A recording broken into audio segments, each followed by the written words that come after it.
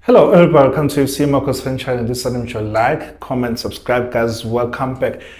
Yeah, one story that I'm not looking forward to, or episode I'm not looking forward to. Reason being, to tell you the honest truth, this is one episode that I think that will split the room. It's gonna split the fan base. Why it's gonna split the fan base? Because whoever says what, it might cause a problem for who says the opposite. This is one story I don't want to react to, but I have to react to because my job is to react to the news that is out there, more especially if it talks about things that are exciting to me, things that I think that you need to know. This is one story that I did not want to say much about it, but I'm gonna give you my perspective, and I know I'm gonna fight with you like it's normal that we don't agree, and this one is gonna make us to even not agree like fully. So Khune came out saying that Kaizer Chiefs, they broke his heart in short or in not so many words. And some of you say, yes, true already, you like this episode already. And I want to say my take, my piece, what I think, and you'd say your piece, what you think about this. I really want to hear what you have to say when it comes to Khune and what he went out to say about Kaizer Chiefs. I love Khune. He's my best ever goalkeeper for Kaizer Chiefs. I didn't really watch your Potente HL. I watched a bit of him. I watched your Brian Baloyi like at their peak before going to Sundowns. I watched your Juan Fernandez. I watched your Emil Baron. I watched your Kuzwa to a certain extent. Khune now, and then it's your Vuma, and now it's Ndwari. I've watched so many of our keepers. Khune is my legend. Khune is the greatest for me, whoever donned this jersey of Kaizer Chiefs, and he played his heart out. Like, he gave his best. Remember him winning us, I think it was Romans Cup against one of the Sundowns. He won us, or it was Telkom, between the two. He won us that. Rodman's Cup, he won us the time there was Yokilambe and all. So, for me, there's no keeper who has ever done what Khune has done. There's no keeper who has done what Khune has done, not just for Kaizer Chiefs, but also internationally. When you look at his caps, what he has done, the stages that he has played at, he has played in the World Cup, this guy. Yes, unfortunately got a red card in that game. But this guy has played like in big stages. Unfortunately, did not win all the trophies that he wanted to win or he should have won for the club, like CAF. He did not win CAF for us. He fell short to win CAF. However, his contribution to this club cannot be compared to anyone in terms of the goalkeeping department. So for me, I've watched so many teams, so many games. There's no keeper who has the distribution that Khune has. The person comes close and probably that they're competing with, someone would say, I know, hey, this keeper is better than Khune. It's Anderson of Manchester City when it comes to distribution. More especially if we're talking about putting the ball down and passing to your opponent. But when it comes to the side pass, for me, still to this date, I've never seen a keeper who can do what Khune has done or what he did for this club, or in terms of us. Like, I've never seen an an assist. Khune has given so many so many assists to make sure that he provides that ball, that he will play behind the defense and our players will score. Khune has done that. Khune has done everything for us and for our country.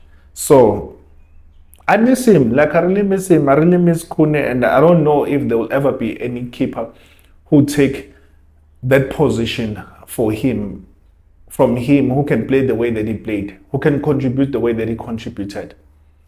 This is not me comparing him with others, but this is to say that I don't think that there's ever been a keeper, and I don't think that there'll ever be a keeper, not anytime soon for that matter, who will play like Khune. Khune would make strikers shine. Khune would make players shine. And he can also reveal if you are not so in terms of your ball control. That's Khune. But yeah, he came out and saying that I always thought that I would get one more season until maybe age 39, age 40. So it didn't happen. But I don't see myself becoming a goalkeeper coach, because that has always been my dream, to play football as much as I can, and then after retirement, I just stay away from football, the 37-year-old free agent said.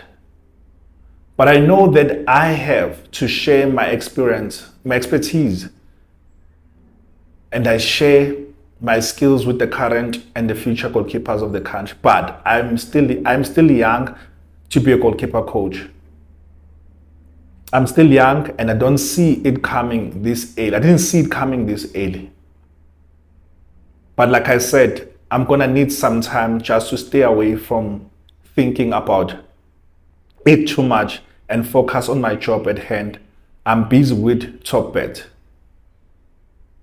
I'm busy at the mines because I want diversity.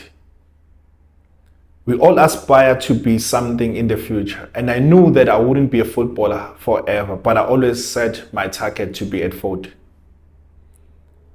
I'll start transitioning into something else, but I guess God is great. He has worked in my favor. He has blessed me with yet another opportunity to be an owner and a shareholder at Top Bet. Khune has FIFA goalkeeping coaching qualification. So you sit down and you listen to this and you're like, Khune really thought about the future. Like really, he thought about the future. However, it looks like the future came too early to the present. Because when you look at and hear what he says, that you know what, my aspirations was to play until 40, but he did not just fold his hands and say that I want to play until 40 and did nothing. He went and got qualification in FIFA goalkeeping coach. He has shares here and there. He has made investments. So he really thought about the future and said that, okay, you know what, in the future, I don't want to play. I don't want to be, like you say, there are players who think about the future and invest in the future, and there are players who don't think for the future, who only think for now. And that's why you see players that they come back after years, they are toothless, they don't have teeth. They don't have teeth. When you look at their face, it's like these people have never won anything in life. They've never worked anywhere in life. And you see them that, you know what, looks like the world has beaten them and the world is against them. Because they failed to make investments in time while they still had time. Because sometimes some players, they think that they'll play forever, they don't think about the future.